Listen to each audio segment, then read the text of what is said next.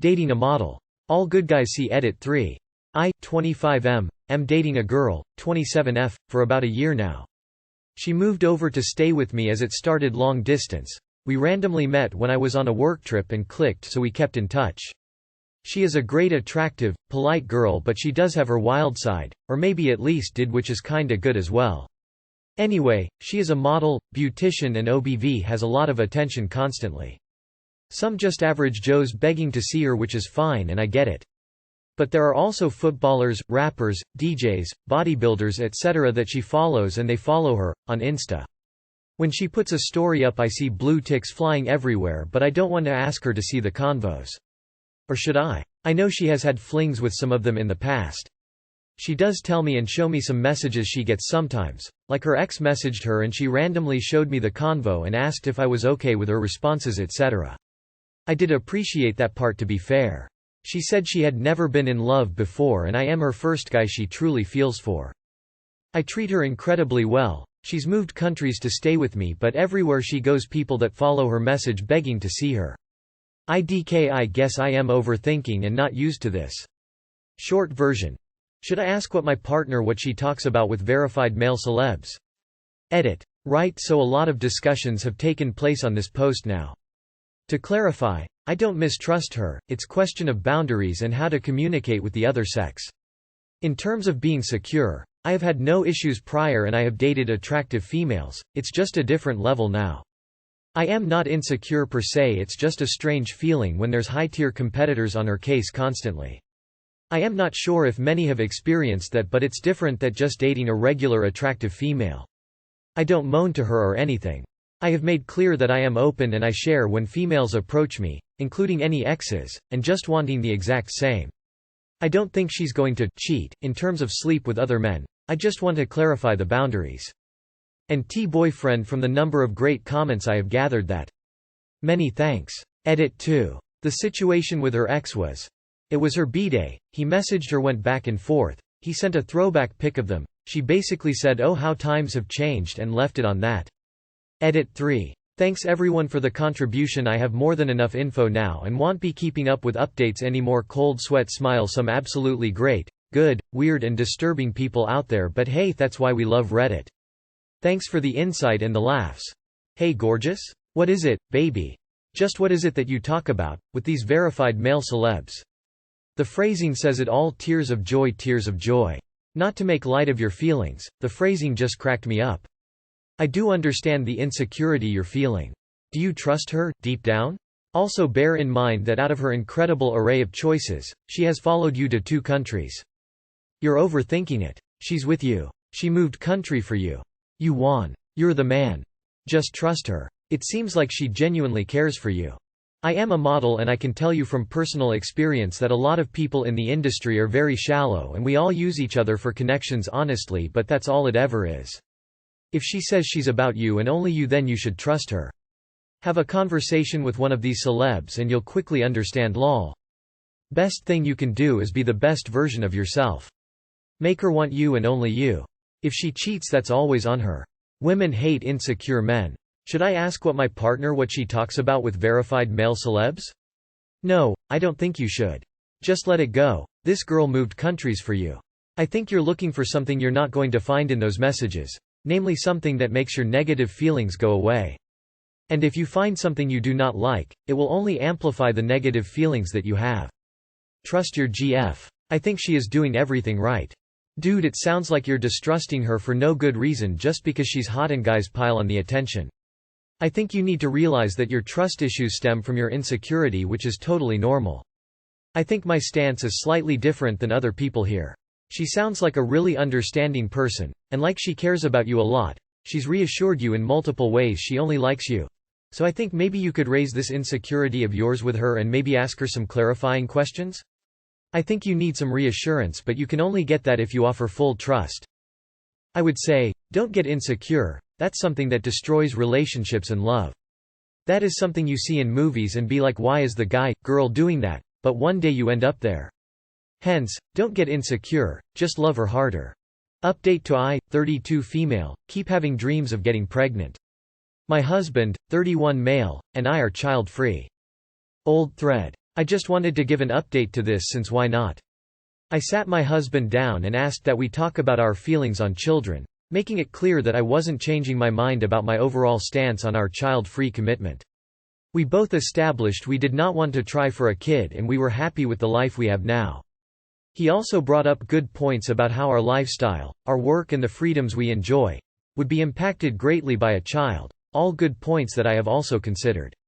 I told him about my dreams which he did know about but he didn't really know how much it was affecting me.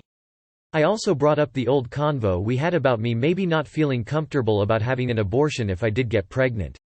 And he said he knew that and would not be happy if it happened but that we would deal with it together, no matter what choice I made. I then asked him why he hadn't gotten a vasectomy yet considering how much he doesn't want a child. I tried to emphasize that it was his choice but I was just curious. He told me that he had actually asked for a referral when he got his physical this fall but he hadn't contacted the other DRS office yet. A big part of his fear is that he's read about complications related to getting one and even though he knows they are rare, it scares him. Plus, he has always hated medical appointments. We didn't exactly make any different decisions or commitments with this convo, but we did get things in the clear and made sure both of us knew where we were on this. After the convo, I ended up thinking a lot about this. I've recently, in the past few months, babysat a lot for a family member. I spent a lot of time with young kids, and it wasn't that terrible. That came to at the beginning of this month, but I tried to reflect on what I felt about that time.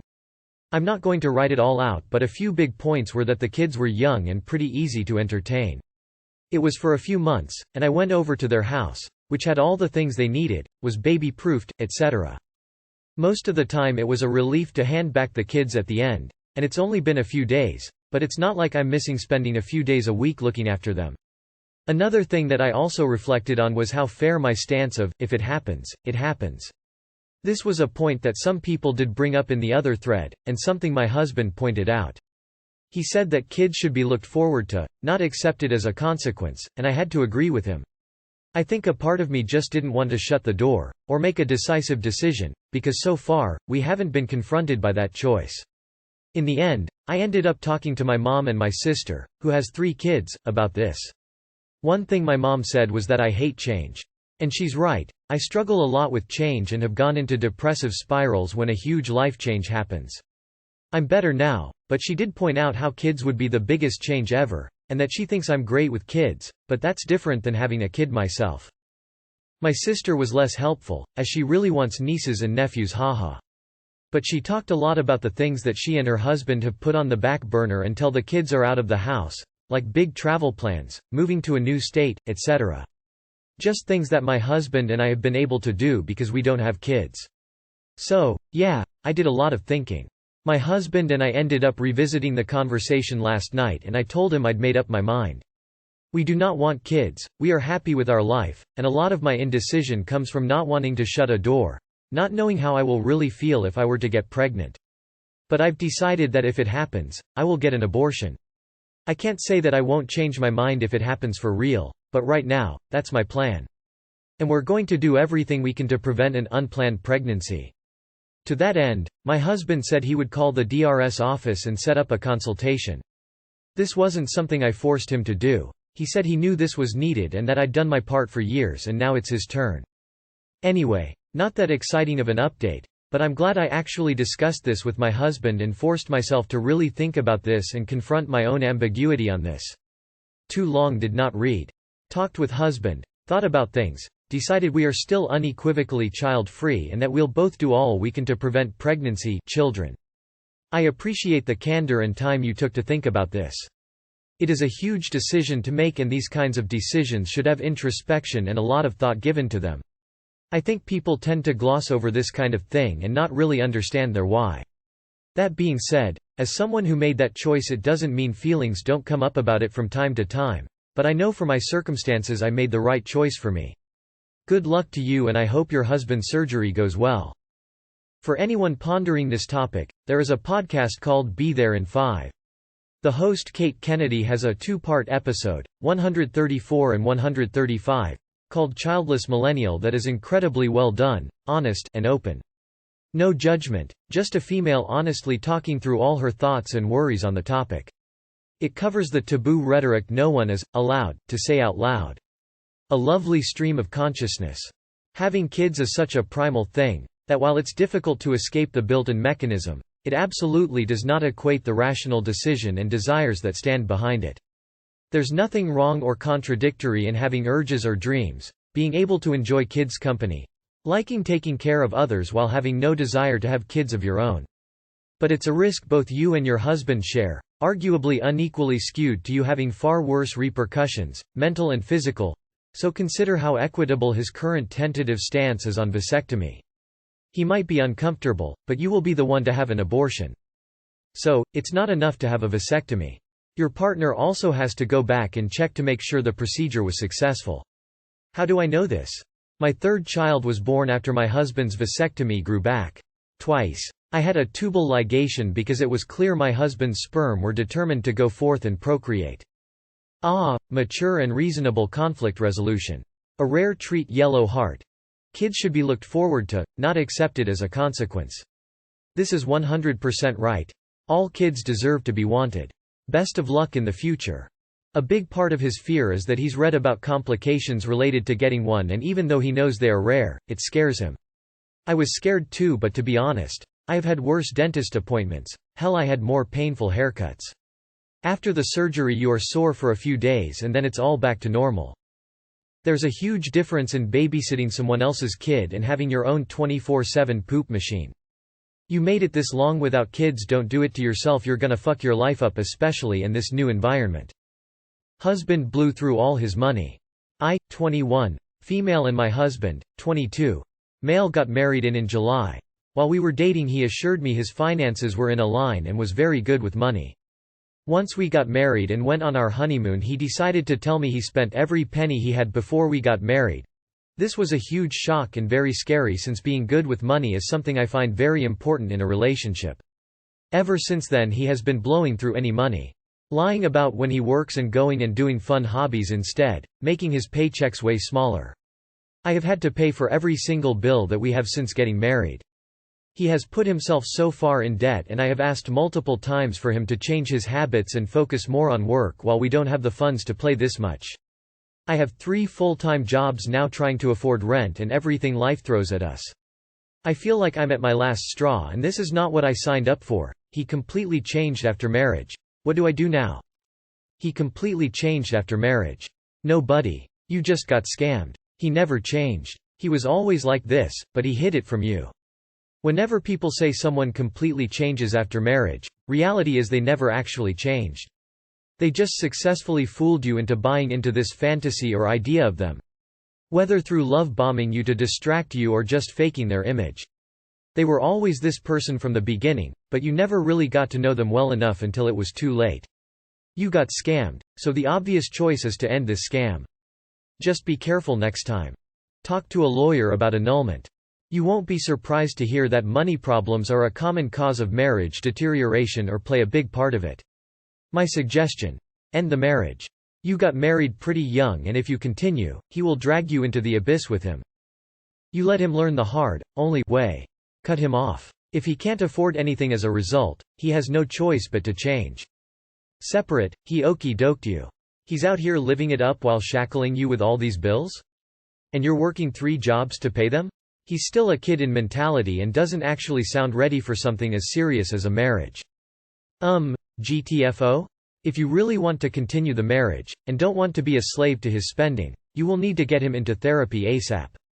But be warned that therapy is not instant, not guaranteed, and will not solve the problems that he has already caused you. Wondering how one does 3 full-time jobs.